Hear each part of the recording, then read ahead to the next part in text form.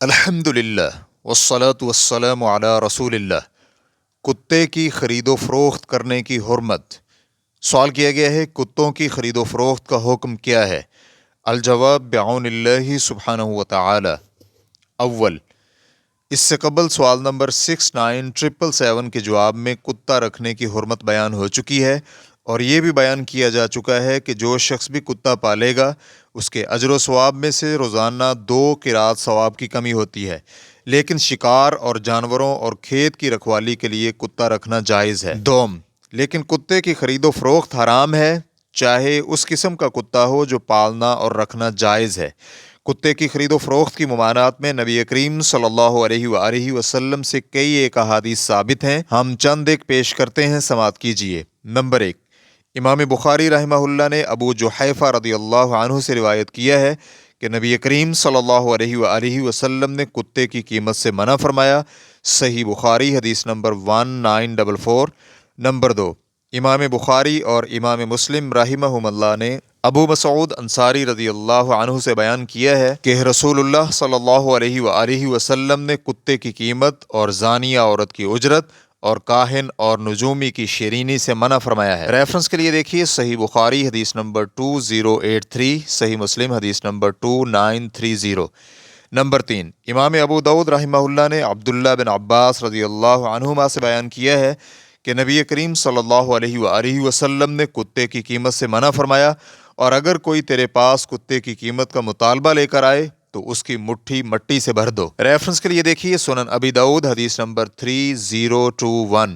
حافظ ابن حجر رحمہ اللہ نے اس کی سند کو صحیح قرار دیا ہے، اور علامہ البانی رحمہ اللہ نے صحیح ابو داؤد میں اسے صحیح قرار دیا ہے۔ نمبر 4، امام داؤد نے ابو ہریرہ رضی اللہ عنہ سے بیان کیا ہے کہ رسول کریم صلی اللہ علیہ وآلہ وسلم نے فرمایا، کتے کی قیمت حلال نہیں، اور نہ ہی کاہن اور نجومی کی شیرینی، اور نہ ہی فاحشہ عورت کی اجرت۔ ریفرنس کے لیے دیکھیے سنن ابی داؤد حدیث نمبر 3023۔ حافظ ابن حجر رحمہ اللہ کہتے ہیں کہ اس کی سند حسن ہے، اور علامہ البانی رحمہ اللہ نے صحیح ابو داؤد میں اسے صحیح قرار دیا ہے۔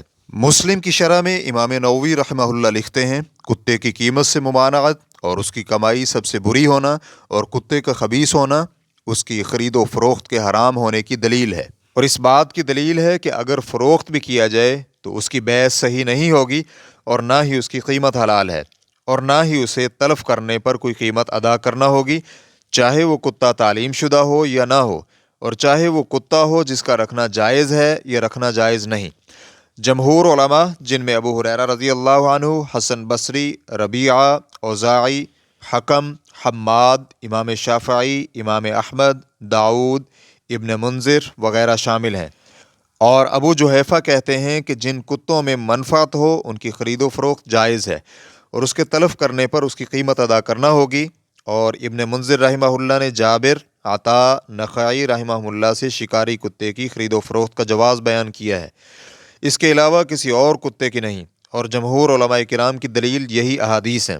اور حافظ ابن حجر رحمہ اللہ کہتے ہیں، نہیں سے ظاہر یہی ہوتا ہے کہ اس کی خرید و فروخت حرام ہے، اور یہ ہر کتے کو عام ہے، چاہے وہ معلم ہو یا کوئی اور کتا جس کا پالنا اور رکھنا جائز ہو یا رکھنا اور پالنا جائز نہ ہو، اور اس سے یہ لازم آتا ہے کہ اس کے تلف کرنے پر کوئی قیمت نہیں۔ جمہور علماء کا یہی کہنا ہے، اور ابن قدامہ رحمہ اللہ المغنی میں رقم تراز ہیں، کتے کی خرید و فروخت باطل ہونے میں کوئی مذہب مختلف نہیں، یعنی چاہے کوئی بھی کتا ہو، اور مستقل فتویٰ کمیٹی کی فتاوی جات میں درج ہے، کتوں کی بیع جائز نہیں اور نہ ہی ان کی قیمت حلال ہے، چاہے کتا شکاری ہو یا کھیت وغیرہ کی رکھوالی والا یا کوئی اور، کیونکہ ابو مسعود عقبہ بن عامر رضی اللہ عنہ بیان کرتے ہیں کہ رسول کریم صلی اللہ علیہ وآلہ وسلم نے کتے کی قیمت اور فاحشہ عورت کے مہر یعنی فحاشی کی اجرت اور کاہن اور نجومی کی شیرینی سے منع فرمایا ہے۔ متفق علیہ۔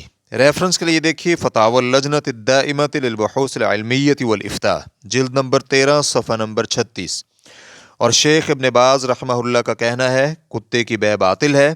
ریفرنس کے لیے دیکھیے مجموع فتاوی ابن باز، جلد نمبر 19، صفحہ نمبر 39۔ اور شیخ ابن عثیمین رحمہ اللہ کہتے ہیں کتے کی بیع جائز نہیں، حتیٰ کہ اگر اسے شکار کے لیے بھی فروخت کیا جائے تو بھی جائز نہیں۔ ریفرنس کے لیے دیکھیے الشرح الممتع، جلد نمبر 8، صفحہ نمبر 90۔ دوم، کتے کی خرید و فروخت کو جائز قرار دینے والوں نے نسائی شریف کی اس حدیث سے استدلال کیا ہے۔ جابر بن عبداللہ رضی اللہ عنہما بیان کرتے ہیں کہ رسول اللہ صلی اللہ علیہ وآلہ وسلم نے کتے اور بلی کی قیمت سے منع فرمایا، لیکن شکاری کتے کی قیمت سے نہیں۔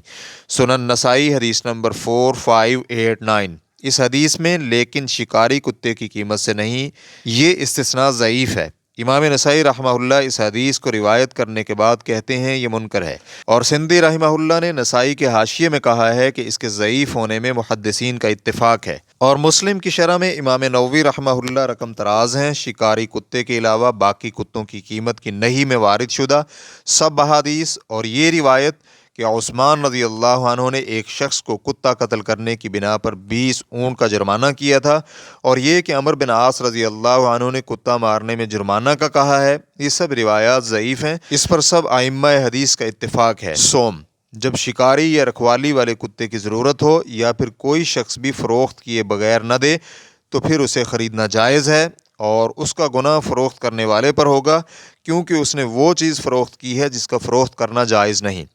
ابن حزم رحمہ اللہ المحلہ میں رقم تراز ہیں، کتے کی بیع اصلاً جائز نہیں، نہ تو شکاری کتے کی اور نہ ہی جانوروں کی رکھوالی کے لیے اور نہ ہی کسی اور کتے کی، اور اگر اس کے لیے مجبور اور مضطر ہونا پڑے اور کوئی بھی ایسا شخص نہ ملے جو اسے کتے دے تو اس حالت میں اس کے لیے کتا خریدنا جائز ہوگا، اور یہ خریدار کے لیے تو حلال ہوگا لیکن فروخت کرنے والے کے لیے حرام۔ جب بھی استطاعت اور قدرت ہو فروخت کرنے والے سے خریدار کتے کی قیمت چھین لے، یہ اسی طرح ہے جیسے ظلم کو دفع کرنے کے لیے رشوت دینا، قیدی کو فدیہ دے کر چھڑانا یا ظالم کو نقصان سے بچنے کے لیے کچھ دینا، ان سب میں کوئی فرق نہیں ہے۔ ریفرنس کے لیے دیکھیے المحلہ لابن حزم، جلد نمبر 7 صفحہ نمبر 493۔ واللہ تعالی اعلم۔ اسلام QA ریکارڈنگز، مؤسسۃ الشیخ محمد صالح المنجد، المملکۃ العربیۃ السعودیہ، فتویٰ نمبر 69818۔ والسلام علیکم ورحمۃ اللہ وبرکاتہ۔